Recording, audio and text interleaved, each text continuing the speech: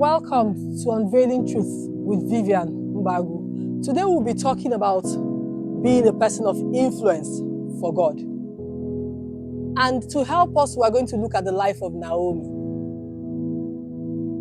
You see, as God's children, we are representatives of God wherever in the world we find ourselves. We're supposed to be ambassadors of Christ. And being ambassadors of Christ, we should represent and influence people towards God. Naomi is our typical example. One will wonder today, a mother-in-law was going back to her country, and the daughters-in-law were insisting and crying to follow her. The question is, what kind of woman is Naomi? How did she influence these people so much so that even though she had nothing to offer, they were ready to follow her? Not just ready to follow her. They said they wanted her God to be their God. What did Naomi show them? What did Naomi show them? Naomi, even though the Bible did not explain, we can infer from Ruth's reaction to Naomi that Naomi represented God excellently well. So much so that they had lost everything, but they could still see God somewhere that Naomi had sold to them, and they were ready to embrace God. Who is Naomi? We should ask ourselves, having read the book of Ruth, what kind of person is Naomi? How was she able to influence these people? How did she get them to believe they are God? How did she get them to not just believe, but was ready to take a risk with her God?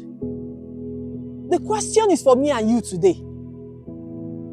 Are we going to be the Naomi of our little circle, our little family? Will you be that mother-in-law that would have represented God so much so that your daughters-in-laws will swear by your God? Who amongst us wants to be a Naomi? Someone who has expressed her faith so much that people were ready to embrace her God. How are you living your life amongst people? Expressly or silently? Because people are watching us as we behave every day. In our actions, in our inactions, we are either selling our God or short-selling Him. We can see from Naomi's life that she didn't just sell her God. She sold everything that her God represented. So much so that in the midst of misery, people were ready to follow her and serve her God. It means that she has shown the world that her God is worth trusting. That there could be restoration with her God. That her God is worth relying on. Naomi had faith, and she must have displayed it in her home. Naomi had trust in God. She must have displayed it in her home. Naomi must have expressed all the fruits of the Spirit. That even the daughter-in-law saw that and said, in the midst of all of this, I will stick on and hold on to you. I will serve your God with you. I will go to the ends of the earth with you. Because I like the God that you serve. Who are we today?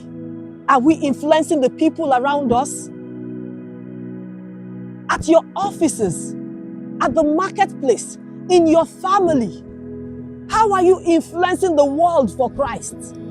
How are you being that ambassador of His word, of His person, Are you representing Christ well? Will people look at you? Will people interact with you and want to serve your God, even as Ruth followed Naomi? Because when they do, because you've shown that trust and that belief in your God, when they do, they will never be disappointed.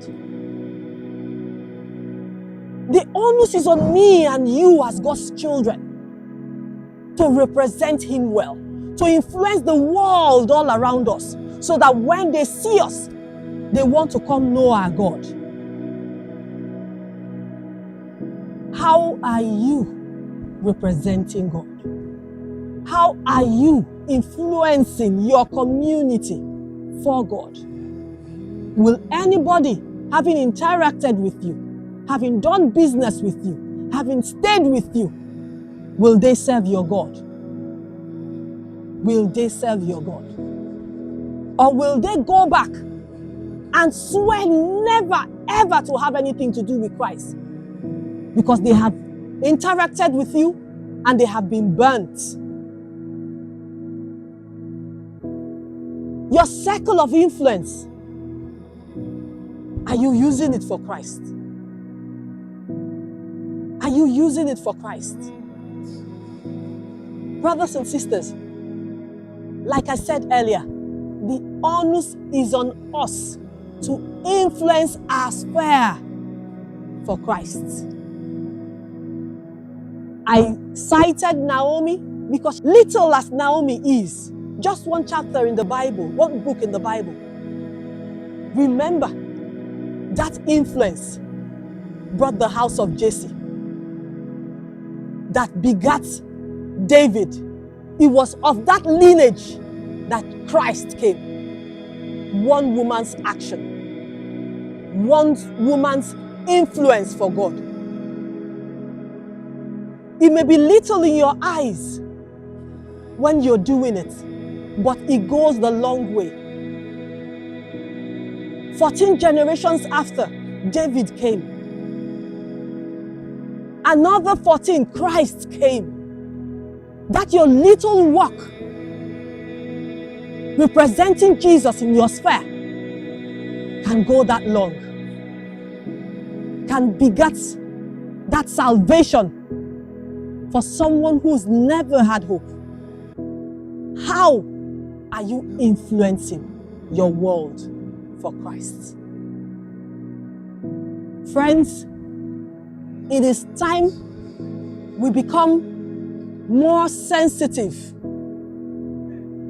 in our world, more intentional in our relationship, because we are ambassadors to influence the world to follow Jesus. This is Unveiling Truth. We thank you for being here, and we pray that in everything you do, you will be intentional, knowing that you are an ambassador of Christ, to represent Christ and to influence the world for the glory of God. God bless you.